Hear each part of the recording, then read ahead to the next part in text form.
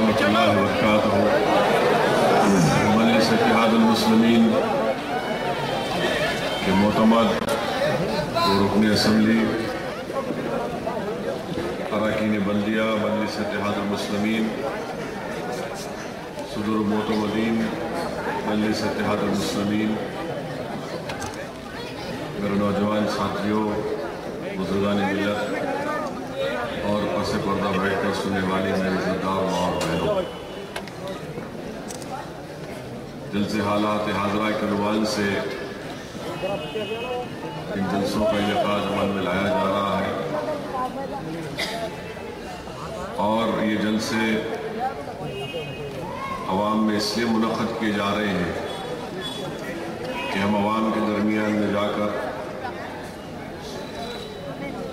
आने वाले आइंदा महीने में जो असम्बली और पार्लिमानी इंतख़ाबात हो रहे हैं उसमें हम अवाम के दरमियान में जाकर हमारी पार्टी की पॉलिसी, हमारी पार्टी का पैगाम वो अवाम तक पहुँचाने की हम कोशिश कर रहे हैं। और जब मजलिस ये बात आपसे कहती है कि बहुत ज़रूरी है कि पार्लिमानी जमहूरियत में अक़लियतों की और ख़ास तौर से दलितों की एक आवाज़ होनी चाहिए। हमारी पार्लिमानी जमहूरियत में जब तक हमारी आवाज़ नहीं रहेगी हम अपने मसाइल को हल नहीं कर सकते। जब पार्लिमानी जमहूरियत में आबादी के तनासुब के लिहाज से अक़लियतों की आवाज़ के नुमाइंदे रहेंगे, दलितों के उनके नुमाइंदे रहेंगे, कमज़ोर तबक़ात के उनके नुमाइंदे रहेंगे, तो यकीनन हमारे मुल्क में जो फ़िरक़ा परस्ती का जहर है उसका ख़ात्मा हम कर सकेंगे। जब तक अक़लियतों को मौक़े नहीं मिलेंगे सियासी तौर पर, दलितों को और बैकवर्ड क्लास के नुमाइंदे मुंतखब नहीं होंगे, इस मुल्क को सबसे बड़ी चीज़ जो ताकतवर बनाने से रोक रही है वो है फ़िरक़ा परस्ती। और मजलिस ये चाहती है कि फ़िरक़ा परस्ती का ख़ात्मा हो, और जब मजलिस ये बात करती है कि फ़िरक़ा परस्ती का ख़ात्मा करना है तो लोग हम पर इल्ज़ाम लगाते हैं, हमारे सियासी हरीफ हम पर इल्ज़ाम लगाते हैं कि सबसे बड़ी फ़िरक़ा परस्त पार्टी मजलिस है। आप बताइए, अगर मैं ये कहता हूँ कि हिंदुस्तान की लोकसभा में मुस्लिम अक़लियत की आबादी के लिहाज से कम 60 अरकान लोकसभा मुंतखब होने चाहिए। मैं कोई फ़िरक़ा परस्ती की बात हरगिज़ नहीं कर रहा हूँ, इसलिए नहीं कर रहा हूँ क्योंकि सुप्रीम कोर्ट का जो फैसला है जस्टिस JS वर्मा का, 18 साल पहले सुप्रीम कोर्ट के जस्टिस JS वर्मा ने हिंदुत्व का जो जजमेंट दिया उसमें ये बात कही कि अगर कोई ये कहता है कि आप इस कम्युनिटी को मुंतखब करिए इसलिए कि पसमानदा इनसे इंसाफ नहीं किया गया, तो जस्टिस JS वर्मा का जजमेंट साफ और वाज़ेह है कि ये फ़िरक़ा परस्ती नहीं है। ये पीपल्स रिप्रेजेंटेशन एक्ट का सेक्शन 123 सबसेक्शन 3 इसको अट्रैक्ट नहीं होता। अब सुप्रीम कोर्ट ने एक दस्तूरी बेंच का क़याम अमल में लाया, दावक्त ये दस्तूरी बेंच अपना फैसला नहीं सुनाए। जस्टिस JS वर्मा का जजमेंट हमको इस बात की इजाज़त देता है कि मैं अपनी पसमानदगी की बुनियाद पर, मुझसे जो नाइंसाफ़ी हुई उसकी बुनियाद पर मैं आवाम के दरमियान में जाकर ये कह सकता हूँ कि आप अपने नुमाइंदों को वोट दीजिए। और जब मजलिस ये कहती है मेरे अजीज दोस्तों कि पार्लिमानी जमहूरियत में हमारी आवाज़ होना ज़रूरी है, चाहे ऐवान असम्बली हो या ऐवान लोकसभा हो।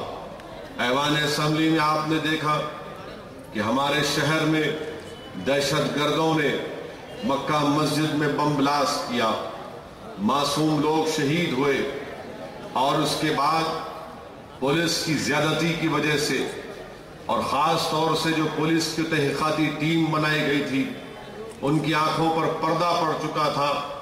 वो सिर्फ हमको निशाना बना रहे थे, और जिन बच्चों को गिरफ्तार किया गया था ان کو ایک ایک مہینہ شہر سے دور دراز کے فارم ہاؤس پہ لے جا کر مارا پیٹا گیا، مگر بعد میں جب سی بی آئی نے تحقیقات لی تو معلوم ہوا کہ کرنے والے کوئی اور تھے اور اسیم آنند کو گرفتار کیا گیا۔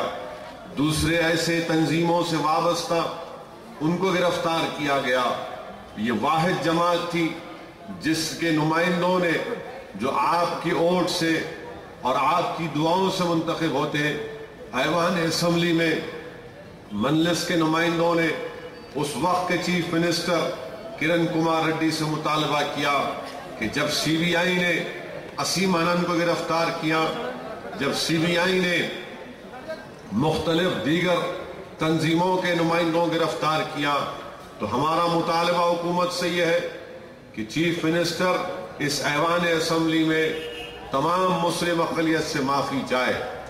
مجلس کی پرزور نمائندگی پر رکن اسمبلی اور مجلس کے قائد مقننہ کی نمائندگی پر کرن کمار ریڈی نے ایوان اسمبلی اٹھ کر کہا کہ ہاں ہم سے غلطی ہوئی ہے۔ ہم نے نہ صرف معافی کا مطالبہ کیا بلکہ حکومت سے کہا کہ تمہارے زبانی الفاظ معافی کے ادا کرنے سے معاملہ طے نہیں پائے گا۔ مجلس نے مطالبہ کیا کہ جن معصوم بچوں کو مارا گیا، پیٹا گیا، ان کی بے عزتی کی گئی اور اخبارات میں ان کا نام ڈالا گیا، یہی کانسپریسی کا کیس یہیں پر آپ کے پولیس اسٹیشن میں کانسپریسی کا کیس رجسٹر کیا گیا تھا، وہ تمام کے تمام بچے اس میں عدلیہ سے باعزت بری ہوئے، تو مجلس کی پرزور نمائندگی پر حکومت نے ان کو کمپنسیشن دینے کا اعلان کیا۔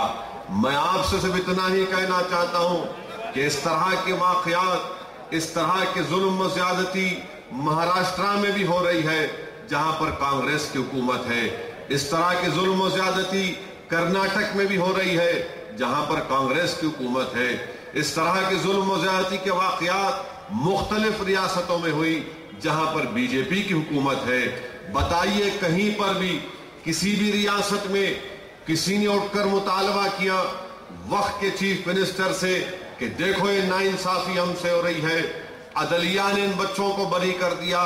کیا آپ دیکھتے ہیں کہ کوئی وہاں کا ایم ایل اے، کوئی سیاسی جماعت اٹھ کر اس طرح سے بے باک طریقے سے مطالبہ کرتی ہے؟ کوئی نہیں کر پاتی۔ یہی فرق ہے مجلس میں اور دیگر جماعتوں میں۔ دوسری بات میرے عزیز دوستوں، میں جب آپ سے کہہ رہا تھا کہ پارلیمنٹ میں ہماری نمائندگی میں اضافہ ہونا چاہیے، آج آپ دیکھیے کہ ہم کو فرقہ پرست کہتے ہیں۔ ٹھیک ہے، میں تھوڑی دیر کے لیے مان لیتا ہوں کہ دنیا کا سب سے بڑا فرقہ پرست میں ہوں۔ چلیے، جو لوگ ہم پر الزام لگاتے ہیں آپ دودھ کے دھلے ہوئے ہیں، ہم کو ذرا یہ تو بتائیے کہ آخر کیا وجہ ہے کہ مہاراشٹرا، آندھرا اور کرناٹک میں 115 لوک سبھا کی سیٹیں ہیں۔ مہاراشٹرا، آندھرا اور کرناٹکا میں 115 لوک سبھا کی سیٹیں ہیں اور 2009 کے لوک سبھا کے انتخابات میں صرف ایک ہی مسلم اقلیت کامیاب ہوتا ہے، وہ آپ کے سامنے میں کھڑا ہوا ہوں۔ تو فرقہ پرست نہیں میرے بھائی، یہ تھالیاں مارنے کی نہیں، یہ تھالیاں مارنے کی یا چیخیں مار کر اس بات کو داد دینے کی بات نہیں ہے، بلکہ یہ ہم تمام کو دعوت فکر دینے کے لیے کہہ رہا ہوں۔ میں یہ بات اس لیے کہہ رہا ہوں کہ جو لوگ ہم کو فرقہ پرست کہتے ہیں، میں ان کو بھی دعوت فکر دے رہا ہوں کہ آپ ہم کو گالی دیتے، ہم کو الزام لگاتے، ٹھیک ہے، مگر آپ ذرا یہ بھی تو اپنے گریبان میں جھانک کر دیکھ لو کہ مہاراشٹرا میں ایک بھی منتخب نہیں ہوتا، کرناٹک میں آپ ایک بھی منتخب نہیں کرتے، جب سرزمین دکن کے غیور لوگ اور باشعور لوگ اور پروردگار سے ڈرنے والے یہ لوگ اگر اپنے نمائندوں کو منتخب کرتے تو ساری دنیا کہتی ہے فرقہ پرستی ہے۔ فرقہ پرستی یہ نہیں ہے کہ آپ نے مجلس کے نمائندے کو کامیاب کیا، فرقہ پرستی یہ ہے کہ مہاراشٹرا سے ہم کو کامیاب نہیں کرنا، فرقہ پرستی یہ ہے کہ کرناٹک سے ہم کو کامیاب نہیں کرنا۔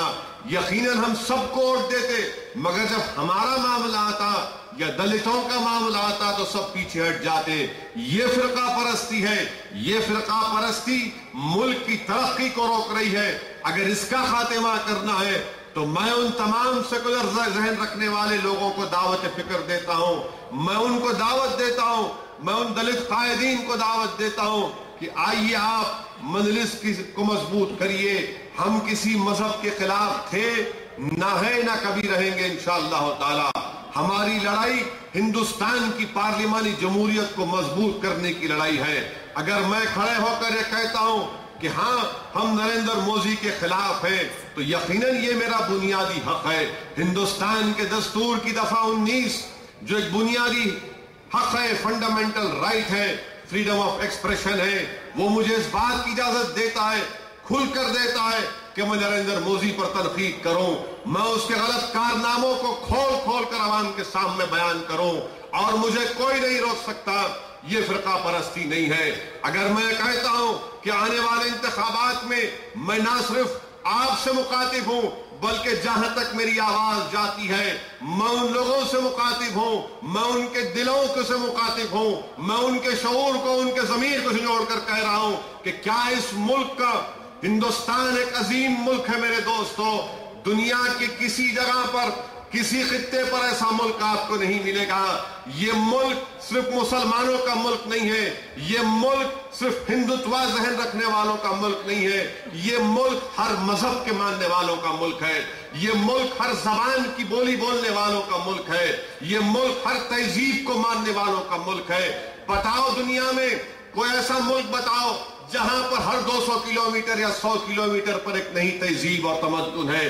کیا کوئی بتا سکتا ہے دنیا میں کوئی ایسا ملک جہاں پر 50 سے زائد زبانیں بولی جاتی ہیں؟ یہ ہمارا ملک ہے۔ ہندوستان کو اگر مضبوط کرنا ہے تو یہ تہذیبوں کو، ان زبانوں کو، ان مذہبوں کو پر چلنے والے لوگوں کو مکمل آزادی ملنی چاہیے۔ مگر یہ کام آر ایس ایس اس پر یقین نہیں کرتی۔ آر ایس ایس کیا کہتی ہے کہ نہیں، یہاں پر ایک ہی مذہب ہوگا، یہاں پر ایک ہی تہذیب ہوگی، یہاں پر ایک ہی تمدن ہوگا، یہاں پر ایک ہی یونیفارم سول کوڈ ہوگا۔ مجلس اس کی خلاف مخالفت کرتی ہے۔ نہیں ہو سکتا، ہندوستان صرف ایک مذہب کا نہیں ہو سکتا، ہندوستان ایک تہذیب کا نہیں ہو سکتا۔ ارے وہ ہندوستان نہیں رہے گا جس میں تمام مذہب کے ماننے والوں کو آزادی نہیں رہے گی۔ یہ ہندوستان نہیں رہے گا جہاں پر مسلمانوں کو آزادی نہیں رہے گی کہ میں اپنے مذہب پر فخر سے چلوں۔ یہ ہندوستان نہیں رہ سکتا جب میں دعوت فکر دو لوگوں کو، آؤ میرے دین کو قبول کرو، یہاں پر کسی میں امتیاز نہیں ہے، یہ میرا ملک ہے۔ مگر یہ مودی، یہ بی جے پی، یہ آر ایس ایس ان کے سب چیزوں کو نہیں مانتی، جس کو انگریزی میں کہتی ہے کہ ہندوستان کا خصوصیت کیا ہے کہ ڈائیورسٹی ہندوستان کی اس کی خصوصیت ہے۔ ہندوستان کی مضبوطی کیا ہے؟ اس کی ڈائیورسٹی ہے۔ اگر اس ڈائیورسٹی کو بچانا ہے تو آپ کو نریندر مودی کو ہندوستان کا وزیر اعظم نہیں بننا ہے، نہیں بننے دینا ہے، اور یہ کام ہم تمام کو مل کر کرنا ہے۔ مگر افسوس کے ساتھ کہنا پڑتا کہ 10 سال کا عرصہ کانگریس پارٹی کو ملا، 10 سال کا عرصہ کانگریس پارٹی کو ملا، مگر گجرات کی جیلوں میں آج بھی مظلوم ہے۔ گجرات کی سرزمین پر جن لوگوں کی جانوں کو لوٹا گیا، گھروں کو لوٹا گیا، جن کو مارا اور پیٹا گیا، وہ آج بھی انصاف کے لیے بھیک مانگ رہے ہیں، وہ آج بھی انصاف کے لیے بھیک مانگ رہے ہیں۔ ارے اقتدار آپ کے پاس تھا، آپ نے کیا کیا بتاؤ؟ کیسے تم نے روکا مودی کو؟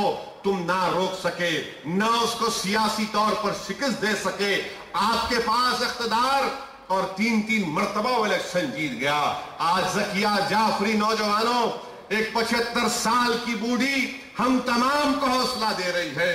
اگر کوئی کانگریس پارٹی ہتھیار ڈال چکی ہے مودی سے مقابلے کے تعلق سے، تو ذکیہ جعفری ایک ضعیف عورت ہندوستان کے تمام سیکولر ذہن رکھنے والے لوگوں سے پکار کر کہہ رہی ہے کہ میرے قدم نہیں چل پڑتے، میں برابر چل نہیں سکتی، میں ضعیف ہو چکی ہوں، مگر میں آج بھی اس حالت میں نریندر مودی سے مقابلہ کرنے کے لیے تیار ہوں۔ جب کبھی میں اس عورت کو دیکھتا ہوں مجھے جسم میں حرارت پیدا ہو جاتی ہے کہ دیکھو یہ خاتون ہے، 75 سالہ ہے، مگر یہ انصاف کے لیے لڑ رہی ہے، یہ حق کی کامیابی کے لیے لڑ رہی ہے، یہ ہندوستان کے سیکولرزم کی کامیابی کے لیے لڑ رہی ہے۔ آج ذکیہ جعفری ان تمام لوگوں سے پکار کر کہہ رہی ہے کہ دیکھو 2002 کو مت بولو، 12 سال کا ایک لمبا عرصہ گزر چکا مگر احسان جعفری کے قاتلوں کو سزا نہیں ملی۔ بتاؤ اگر آج اس نلہ گنٹا کی اس بلڈنگ پر تم کھڑے ہو، تمہاری بہن کھڑی ہے اور اس کی آنکھوں کے سامنے اس کے شوہر کے جسم کو کاٹ دیا جاتا ہے، کیا تم زندگی گزار سکتے؟ 12 سال سے عورت لڑ رہی ہے، اس کو انصاف نہیں ملا، اس کو انصاف نہیں ملا۔ سہراب الدین کا انکاؤنٹر ہوا اور جب سہراب الدین کے تعلق سے پوچھتے ہیں کیوں مارے اس کو آپ، تو جواب آتا امت شاہ کا، ارے یہ وہ سہراب الدین ہے جس کے پاس سے ہتھیار نکلے، جس کے پاس سے پسٹل نکلے، اتنے ہینڈ گرینیڈ نکلے۔ ارے جب اتنے چیزیں نکلے تو پھر آپ اس کو گولی مار دیں گے کیا؟ اگر ہر اسی طرح گولی مار دیں گے تو پھر عدالت کو بند کر دو، ہائی کورٹ کو بند کر دو، سب بند کر دو، قانون کی کتابوں کو جلا دو۔ اگر یہی چلے گا ملک کہ نہیں اس کے پاس نکلا ہم گولی مار دیں گے، اور پھر دوسرا جواب یہ دیتے ہیں امت شاہ کہ نہیں، اگر ہمارے کوئی ٹارگٹ کیا جا رہا ہے کہ دیگر ہندوستان کے ریاستوں میں انکاؤنٹر نہیں ہوا، ارے 2 غلطیاں مل کر سے ایک صحیح نہیں بنا سکتے۔ اگر کسی جگہ پر انکاؤنٹر ہوا، جھوٹا ہوا تو وہ قتل ہے، تمہارے پاس بھی ہوا تو غلط ہے۔ اور سہراب الدین کو آپ مار دیے، کیا اس میں آندھرا پردیش کی پولیس کا رول کیوں نہیں پروب کیا جاتا؟ کون تھے وہ لوگ جو سہراب الدین کو کڈنیپ کیے؟ یہی آندھرا کے بڑے بڑے پولیس آفیسر تھے، یہی آندھرا کے پولیس آفیسر تھے۔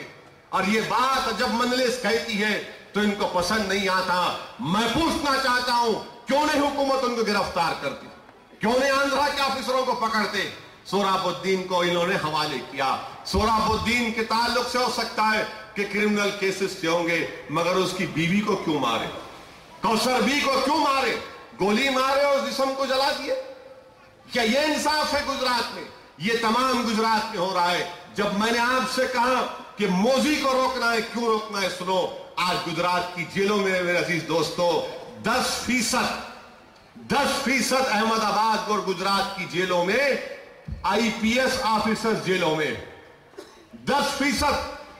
یہ ہمارے پولیس والے یہاں پر کھڑے ہیں، میں ان سے بھی دعوت فکر ان کو دے رہا ہوں کہ دیکھو جو موزی کو ہیرو بنا کر پیش کر رہے ہیں، جو موزی کے تعلق سے کہہ رہے ہیں کہ یہی آئے گا تو ہندوستان طاقتور ہوگا، یہی آئے گا تو ہندوستان کی معاشیت اکنامی گرو ہوگی، یہی آئے گا تو ہماری سرحدیں کی حفاظت ہو سکی، نہیں ہو سکتا۔ اس کا ٹریک ریکارڈ یہ ہے چیف منسٹر کا، یہ ٹریک ریکارڈ ہے کہ 10% آئی پی ایس آفیسرز گجرات کی جیلوں میں۔ کیا حکومت کا کارنامہ نہیں؟ کیا یہ حکومت کی غلط پالیسیوں کی وجہ سے جیل میں ہے؟ اور افسوس ہوتا ہے کانگریس پارٹی پر۔ ٹیپنگ کا کیس ہوا، آپ نے سنا ہوگا کہ ایک بچی کے پیچھے گجرات کی گورنمنٹ نے اے ٹی ایس کو، اینٹی ٹیررسٹ اسکواڈ کو پیچھے لگایا۔ نریندر مودی صاحب تھے، کون تھے نہیں معلوم، مگر ریکارڈنگ میں بات تو یہ آ رہی ہے کہ صاحب بول رہے کہ محترمہ کہاں پر گئی دیکھو، صاحب بول رہے کہ محترمہ آئس کریم کھا رہی ہے نہیں کھا رہی، صاحب بول رہے کہ پلین میں بیٹھے نہیں بیٹھے۔ آپ اندازہ لگائیے ایک شخص کی ذہنیت کا کہ وہ ہمارے گھروں میں جھانک کے دیکھ رہا ہے کہ عورت بستر پہ سوئی نہیں سوئی، عورت کھانا کھائی نہیں کھائی۔ ارے حکومت کا کام گھروں میں جھانکنا نہیں ہے، حکومت کا کام عوام کی سہولت پہنچانا۔ یہ سوچ و فکر کا آدمی۔ اور کانگریس پارٹی والوں، یہ جو ٹیپنگ ہوا، اسنوپنگ کا کیس ہے، یہ کرناٹکا تک تھا۔ آپ نے کمیشن کا اعلان کیا، آج ضابط اخلاق نافذ ہو گیا، اور بڑا بلند بان دعوے کیے تھے کپل سبل نے کہ ہم نے اسنوپنگ کمیشن کے تعلق سے کمیشن آف انکوائری بنایا، ایک جج کو اپوائنٹ نہیں کر سکے، ایک جج کو اپوائنٹ نہیں کر سکے۔ اب کیا کریں گے آپ؟ یہ کہ ان لوگوں کا، اور پھر کہتے کہ نہیں سیکولرزم اور فرقہ پرستی کا مقابلہ ہونے والا ہے۔ ارے آپ نے کیا کیا بتاؤ مجھے؟ سنوپنگ کا کیس، ٹیپنگ کا کیس، اور اس میں راس ملوث حکومت گجرات کی۔ اور میں یہ کیوں کہہ رہا ہوں کہ جس شخص نے فون کو ٹیپ کیا وہ اے ٹی ایس کا چیف، آئی پی ایس آفیسر، وہ ریکارڈنگ کیا پورے باتوں کو اور جا کر کو کہہ دیا کہ ہاں یہ سب ہوا، مگر آپ پکڑ نہیں سکتے۔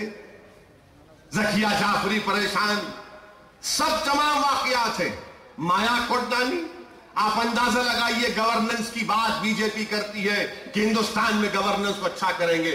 ٹھیک ہے کری آپ, اچھی بات ہے, مگر ہم کو یہ تو بتاؤ نریندر مودی کہ تم نے گورننس کی تم بات کرتے, جس عورت کے خلاف قتل کا مقدمہ, جس کے تعلق سے کورٹ میں پولیس نے چارج شیٹ ڈالا کہ اس کی موجودگی میں نروڑا پاٹیا کی تمام دکانوں کو جلایا گیا, اس کی موجودگی میں لوگوں کی گردنوں کو مارا گیا, اس کی موجودگی میں انصاف کا قتل ہوا, آپ اس کو کیبنٹ میں لیتے, آپ اس کو کیبنٹ میں لیتے, مایا کوڈنالی کو کیبنٹ میں لیتے گجرات میں.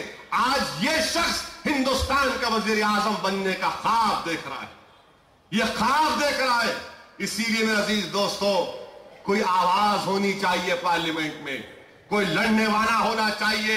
ارے بہت ہو چکا یہ ہمارے پاس نرم گفتگو کرنے والے, ڈرائنگ روم میں بیٹھ کر بات کرنے والے, کبھی گھر میں بیٹھ کر سوچ کر رونے والے. ارے ختم کرو, آج لڑنے والوں کی ضرورت ہے, آج پوچھنے والوں کی ضرورت ہے, آج پنجہ آزمائی کرنے والوں کی ضرورت ہے. یاد رکھو نوجوانوں, کمرے میں جا کر رونا, سسکیاں لینا یہ کام میں نہیں آنے والا. یاد رکھو میرے بزرگوں, صرف نماز پر دعا کر کے آنسو بہانا یہ کام نہیں ہے. تاریخ گواہ ہے کہ ہاں ہم نے آنسو بھی بہائے, اور وقت پڑا تو دندان مبارک کو بھی شہید ہونا پڑا, وقت پڑا تو نواسوں کو گردن کٹانا پڑا. یہ تاریخ ہے. کیونکہ دنیا کیا مطالبہ کرتی ہے؟ دنیا یہ مطالبہ کرتی ہے کہ تمہارے دعاؤں کو آزما کر دیکھو. میں آج تم سے کہہ رہا ہوں نوجوانوں, آج تم کو اور ہم کو مل کر اس ملک کو بچانا ہے, اس ملک کو بچانا ہے.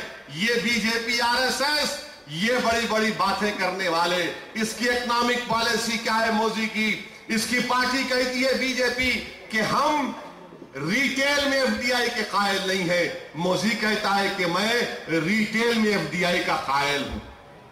ان کے پاس متضاد باتیں ان کی. پھر بی جے پی بولتی کہ نہیں کارپوریٹ کرونی کیپٹلزم ہے. نیا آؤٹ لک میگزین اٹھا کے پڑھی آپ, اڈانی گروپ کا چیئرمین کہاں سے کہاں تک پہنچ گیا. جب سے مودی چیف منسٹر بنے اڈانی کا فائدہ ہی فائدہ ہو گیا. یہ کیسے فائدہ ہو گیا بھائی, کہاں سے ہو گیا؟ اور پھر گجرات میں وہ گئے تھے عام آدمی پارٹی کے لیڈر, میں دیکھا ٹی وی پر, انہوں نے پوچھا کسی عورت سے کہ کیا تمہارے پاس پانی آتا, تو اس نے کہا گندا پانی آتا. کیا یہ گجرات کا ڈیولپمنٹ ہے؟ کیا یہ گجرات کا ڈیولپمنٹ ہے؟ کیا یہ بات سچ نہیں ہے کہ گجرات میں قانون پاس کیا گیا جس کو گورنر نے سائن نہیں کیا, مگر قانون یہ تھا. کیا قانون پاس کیا گیا؟ یہی نریندر مودی چیف منسٹر ہے کہ اگر کسی کو اپنا مذہب تبدیل کرنا ہے تو گورنمنٹ سے پرمیشن لینا.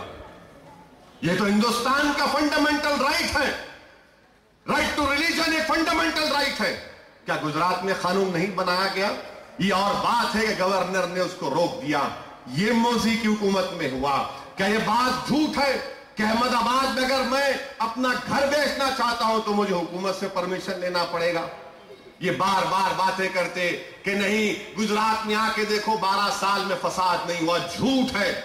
میں نے پارلیمنٹ میں سوال کیا تھا, دسمبر میں سوال کیا تھا, یہ بات اپنی نظام آباد کی تقریر میں کہا کہ گجرات میں 4 سال میں جو فسادات ہوئے اس میں 28 لوگ مارے گئے, 28 لوگ مارے گئے. مگر یہ مودی کے باجا بجانے والے, ان کے تائید میں یہ قوالی کرنے والے قوال ساری دنیا میں باجا بجا رہے, نہیں گجرات پیسفل ہے, احمد آباد میں کچھ نہیں ہے. ارے احمد آباد اگر پیسفل ہے, اگر یہ لوگ کہتے ہیں کہ مقلیتوں کے خلاف نہیں ہے, تو زکیہ جعفری سے کیوں نہیں ملاقات کرتے؟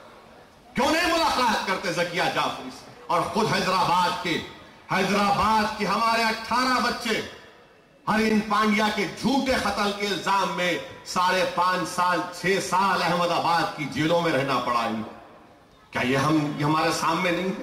کیا ہم اس کو بھول جائیں گے؟ میرے عزیز دوستو, پھر ہندوستان کا وزیر اعظم جو بننے کا خواب دیکھ رہا ہے, اس کی علمی قابلیت کیا ہے؟ یہ کہتا ہے کہ الیگزینڈر نے بہار پر حملہ کر دیا تھا. اس کی اتنی علمی قابلیت ہے, اتنا بڑا انٹلیکچوئل ہے یہ. اتنا بڑا انٹلیکچوئل کے کہہ رہا ہے کہ الیگزینڈر نے بہار پر حملہ کر دیا. عجیب و غریب بات. پھر یہ کہتا ہے کہ بھگت سنگھ کی موت کالا پانی میں ہوئی. یہ انٹلیکچوئل کیپیسٹی ان کی. بھگت سنگھ کی موت نہیں, سنیے, بھگت سنگھ کی موت لاہور میں ہوئی. میں سلام کرتا ہوں بھگت سنگھ جیسے مجاہدین کو جنہوں نے انگریزوں کے خلاف اپنی جان کی قربانی دی.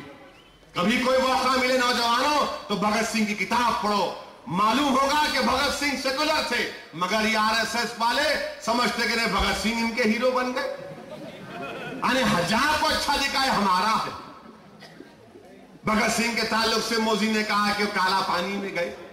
موہن داس کرم چند گاندھی ہمارے فادر آف دا نیشن کا نام, مگر جو ہندوستان کا وزیر اعظم کا BJP کا امیدوار ہے وہ کیا بولتا, موہن لال گاندھی.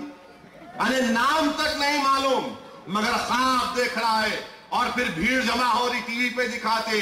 ارے بھیڑ جمع ہونا اس سے کوئی فائدہ نہیں ہوتا, اس سے کوئی فائدہ نہیں ہوتا.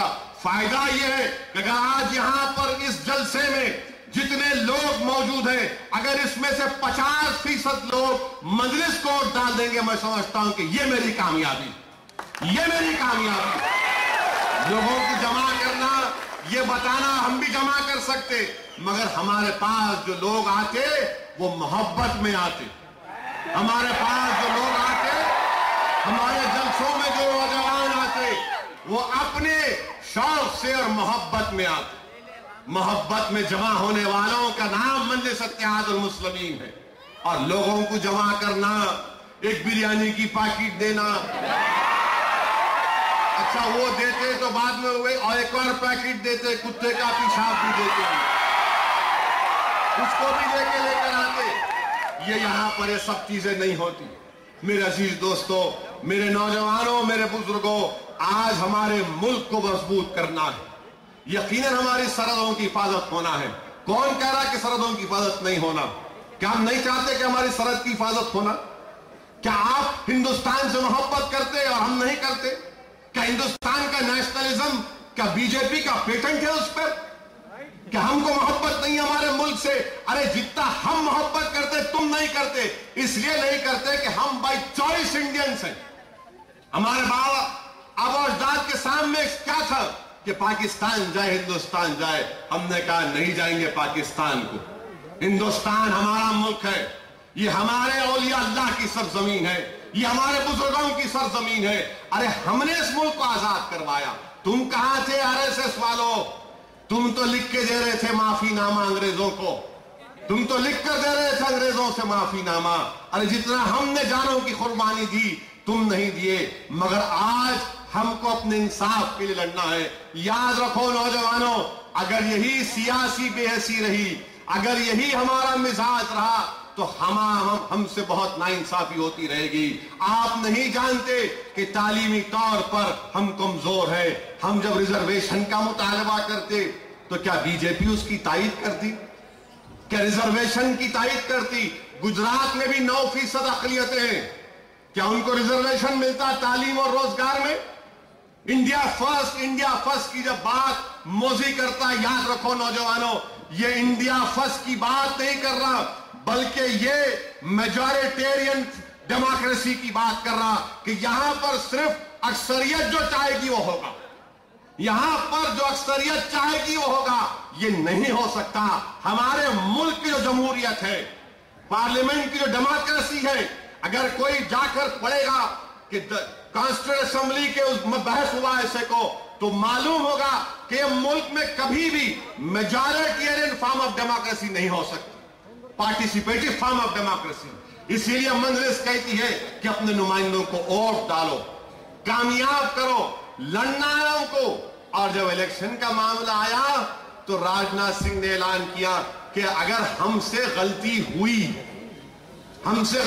تو معافی مانگنے تیار ہیں. کتنے غلطیوں کی معافی مانگیں گے راجناتھ سنگھ؟ 6 دسمبر کی غلطی, گجرات کی غلطی, کتنے غلطیاں آپ نے کی. یہ غلطی بولنا بھی فیروز اللغات میں ایک نئے لفظ کو ایجاد کرنا پڑے گا. آج آپ دیکھتے ہیں کہ پھر آخری بات کہ ہمارے ریاست کو توڑ دیا گیا. ٹھیک ہے آپ توڑ دیے, मगर मुझे ये तो बताओ कांग्रेस पार्टी वालों, ये हैदराबाद का लॉ एंड ऑर्डर गवर्नर के पास कैसा जाएगा?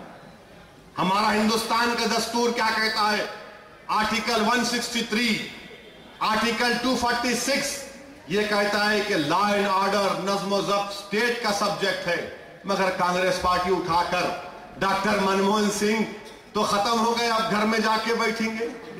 रिटायर हो गए मनमोहन सिंह साहब, अब घर में बैठ के किताब लिखेंगे, किताब बेस्ट सेलर हो जाएगी आपकी डॉक्टर साहब। मगर आपने जाते जाते ये पार्टिंग गिफ्ट हमको क्या देकर चले गए कि लॉ एंड ऑर्डर हैदराबाद का गवर्नर के पास। कौन है गवर्नर? ये क्या इसकी हैसियत? क्या आवाम इसको मुंतखब करी? क्या ये जानता नल्ला गुट्टे में पानी का मसला क्या है? इसको मालूम? क्या इसको मालूम कि कैसे 2010 में गड़बड़ हुई तो हमारे सदर के ऊपर केस डाल दिए, हमारे बच्चे के ऊपर केस डाल दिए, जाके बोल रहे कि नहीं तुम्हारे पे केस है। ये बच्चा MBA पढ़ा हुआ है इंस्पेक्टर साहब, पढ़ा लिखा नौजवान है, हम जानते हैं हम तमाम चीजों को। मगर जलसा हो रहा तो आप बोले नहीं तुम्हारे पे पहले डाले। अरे डालो केस, कौन डरने वाला है तुम्हारे केसों से? मगर याद रखो, जो चीज फिरेगी ना वो फिर के तुम्हारे अतराफ में भी आएगी एक दिन। चीज गोल फिरती वो फिर के तुमको भी लेकर आएगी गोल में। और एक बात याद रखो, मैं डराने के लिए नहीं कह रहा हूं, मैं नहीं भूलता हमारे अगर रुकन पर कुछ होगा तो मैं मरते दम तक उन चीजों को याद रखूंगा। ये क्या बात है? इसीलिए हम बोल रहे लॉ एंड ऑर्डर गवर्नर के पास नहीं रह सकता, और हम लड़ेंगे, सुप्रीम कोर्ट में सेल्फी डालेंगे, और आप देखेंगे इंशाअल्लाह ताला कि हमारे सेल्फी पर जरूर सुप्रीम कोर्ट इंसाफ करेगा। लॉ एंड ऑर्डर गवर्नर के पास नहीं। अगर कल खुदा ना खास्ता वो मोदी प्राइम मिनिस्टर बन गया तो अमित शाह यहां का गवर्नर बन जाएंगे। किसका नुकसान होगा बताओ आप? क्या हमारा ये एहतजाज करना गलत है या सही है? अरे डर हमारे को है, परेशानी हमको है, नाइंसाफी तो हमसे हुई ना मक्का मस्जिद के बम ब्लास्ट के बाद। क्या गवर्नर साहब के कोई रिश्तेदार को पकड़ के लेकर गए, उनको घर में बिठाए? गवर्नर साहब तो आराम से बैठे हुए राजभवन में, 3-3 गाड़ियां सिक्योरिटी के उनके आस्ते, उन्होंने ऐसा हिले तो आ जाते। हमारे पास क्या सिक्योरिटी है? अरे हम तो परवरदिगार की जमीन पर चलने वाले और उसके भरोसे पर जिंदगी गुजारने वाले, हमको सिक्योरिटी की जरूरत नहीं है। मगर हम इंसाफ का मुतालबा करते हैं। लॉ एंड ऑर्डर गवर्नर के पास नहीं रह सकता। ये कैसा है? कोई उठाए नहीं। पार्लियामेंट में मैंने अपने 19 तरमीमात को पेश किया, कोई तायद नहीं करे, कोई कांग्रेस का एमपी के नहीं बोला ये बात सही कह रहे। बाद में स्पीकर के पास गए, स्पीकर मीरा कुमारी के पास गए तो स्पीकर मीरा कुमारी ने कहा कि उस तमाम गवर में अगर किसी ने सही तरमीमात पेश किए तो सऊद्दीन ओवैसी ने पेश किए थे मजलिस की तरफ से। बाद में आके मेरे को बोलते, आपके एमपी साहब भी मुंह सुखा के थे, अरे भाई बन जाने दो ना, बन रहा रे वाला बन रहा तो पूरा ले, आधा क्यों ले रहे?